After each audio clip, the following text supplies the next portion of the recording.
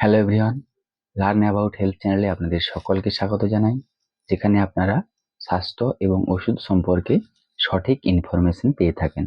তো এই শীতকালে কিভাবে সুস্থ থাকবেন বা এই শীত আসার ফলে অনেকেই ভুগছেন বিভিন্ন সমস্যায়, বিশেষ করে বাচ্চাদের ঠান্ডা লাগা।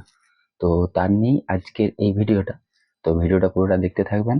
আর হ্যাঁ, অবশ্যই চ্যানেলকে সাবস্ক্রাইব করে দেবেন এরকমই হেলথ এবং মেডিসিন সম্পর্কে সঠিক ইনফরমেশন পাওয়ার জন্য। তো চলুন ভিডিওটা স্টার্ট করি।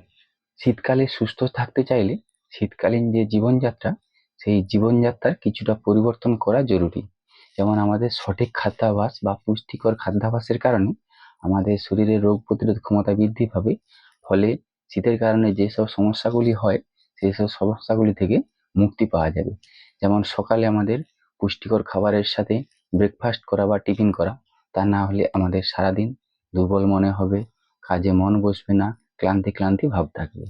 আর দ্বিতীয়ত, এই শীতকালে সুস্থ থাকতে হলে পর্যাপ্ত পরিমাণে জল খেতে হবে। এই শীতের কারণে অনেকেই পর্যাপ্ত পরিমাণে জল খায় না।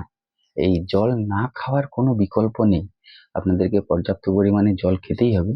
আর পর্যাপ্ত পরিমাণে যদি জল না খান, তাহলে শরীরের ডিহাইড্রেশন হবে, শরীর দুর্বল মনে হবে, বিভিন্ন সমস্যার সম্মুখীন হতে হবে। আর তৃতীয়ত, আপনারা যারা এই শীতকালে ঘন ঘন চা বা কফি খান, শীতকালে সুস্থ থাকতে হলে এই ঘন ঘন চা বা কফি খাওয়া থেকে এড়িয়ে চলতে হবে।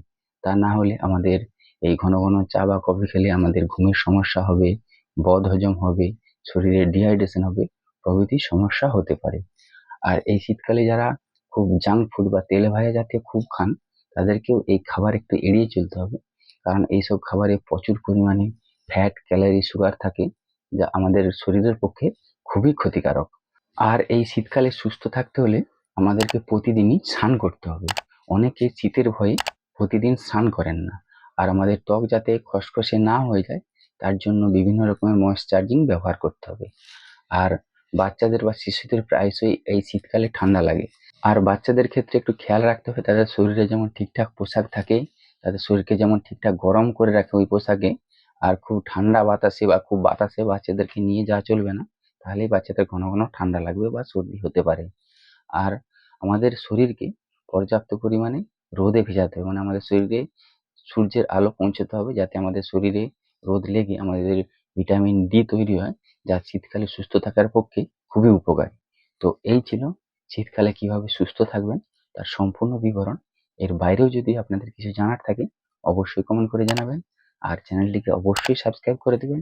আপনারা সকলেই বেশ সুস্থ থাকবেন, ভালো থাকবেন। ধন্যবাদ।